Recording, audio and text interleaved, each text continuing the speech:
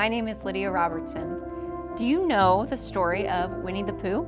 The stories are centered around a honey-loving bear named Pooh and his friends who live in the 100-acre wood.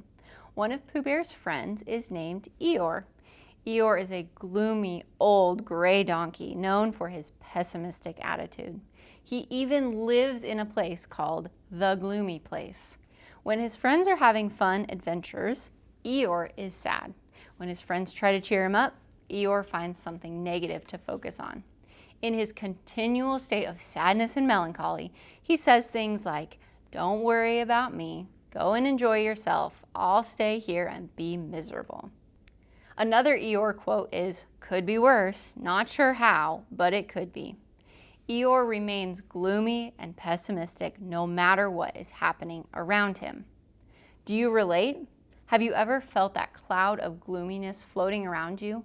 Sometimes it can be difficult to find the light in a situation. It can be difficult to be rooted in joy because it might feel easier to be like Eeyore, right? But as followers of Jesus, we don't need to live in the gloomy place like Eeyore does, because Jesus has given us a gift of joy. He shows us how to live and be rooted in joy even when situations around us are difficult. Let's look at the words of Jesus from John 15, verse 11. "I have told you these things so that you will be filled with my joy. Yes, your joy will overflow." To give some context for this, I'm going to summarize the first half of John chapter 15. Jesus was in the middle of a conversation with his disciples. Before he was taken away to be crucified, he spent time with his friends, eating and sharing some important messages, encouragement, and instruction. One part of this conversation was Jesus talking about himself as the true vine. He explains that if we are not connected to him, the vine, then we cannot produce fruit. His instruction to the disciples can be summarized in one word: remain. In verse 4, he says, "Remain in me, and I will remain in you." When we remain in Jesus, we produce much fruit because we are connected to the true vine which sustains us. Let's jump back to the verse we read just a minute ago. "I have told you these things so that you will be filled with my joy. Yes, your joy will overflow." If we remain connected to the vine, we will bear much fruit, including a complete joy that only God can provide. A joy that can be present even when we are sad or gloomy.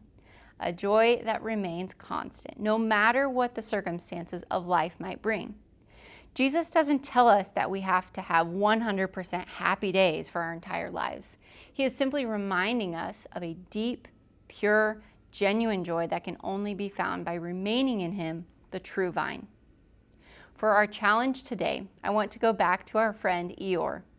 Though it may feel silly to compare ourselves to a fictional donkey, it is a simple way to think about this idea and to hold yourself accountable to intentional connection with Jesus.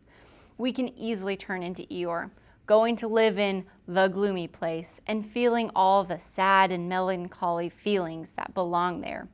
Or we can connect with the love of Jesus that produces a joy that can only be found in him. With prayer or with scripture, I challenge you today to connect to the true vine and allow joy to cultivate through your words and actions. Now go win today.